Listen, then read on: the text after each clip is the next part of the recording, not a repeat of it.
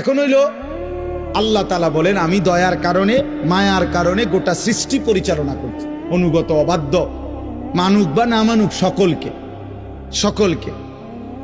এখন আল্লাহকে যদি কেউ কেউ প্রশ্ন করে, আল্লাহ আচ্ছা তাইলে তো একটা বুঝ পাইলাম, আপনি মনে রাগ করেন না, কারণ মানলেও খাওয়ান না মানলেও খাওয়ান, সেজদা দিলেও খাওয়ান সেজদা না দিলেও খাওয়ান, মনে এই রঙ্গেই চলবো মনে।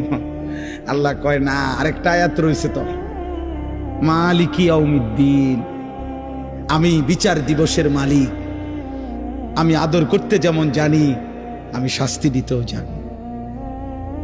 বাদশা শুধু আদর করে না, বাদশা শাস্তিও দেয়। কি?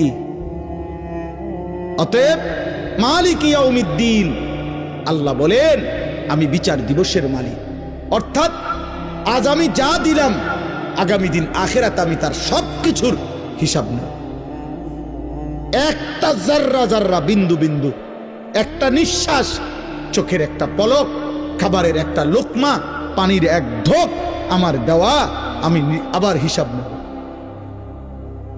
এই কথাটা ভারসাম্য সূরা ফাতিহার মধ্যে আল্লাহ শিখাইছেন, বান্দা আমার দয়া দেখে আবার আমারে দুর্বল ভাইব না।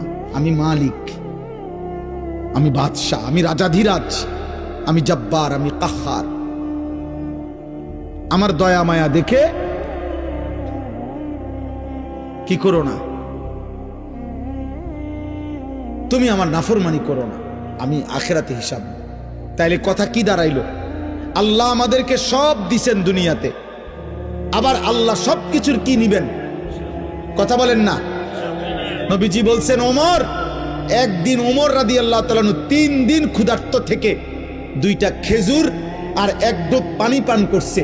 3 দিনের ক্ষুধার্ত থাকার পর নবীজি বললেন, ওয়াল্লাহি লা তুসআলু আন হাযান নাঈম, ওমর এই 2টা খেজুর আর 1 ডোক পানির হিসাবও আখিরাতে আল্লাহর কাছে দিতে হবে।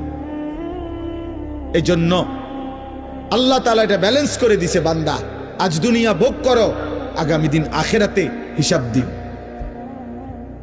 আজকে দুনিয়া কি করো বলে না, নাও দিলাম, কিন্তু আগামী দিন আখিরাতে কি দিতে হবে?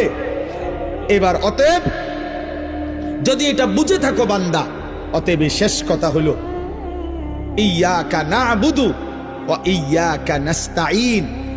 আমি আজকে যে দেরি করে আসছি, আমাদের এই যিনি মাদ্রাসার মোহতামিম মাওলানা আবুল কাসেম সাহেব, উনি পুরা সিদ্ধান্তই নিছে যে এমন বক্তা আর দাওয়াত দিত না। এটা ওনার ফায়সালা, ওনার এটা বুঝাইয়া গেছে। এই জন্য আজকে একটু বাড়াইয়া ওয়াজ করে দিলাম। আর যদি